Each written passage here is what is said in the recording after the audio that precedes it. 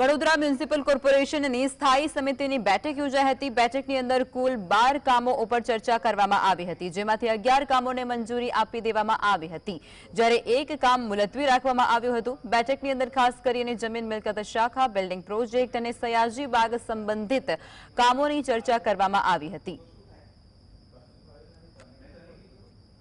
એક દરખાસ્ત મુલતવી રાખવામાં આવી છે।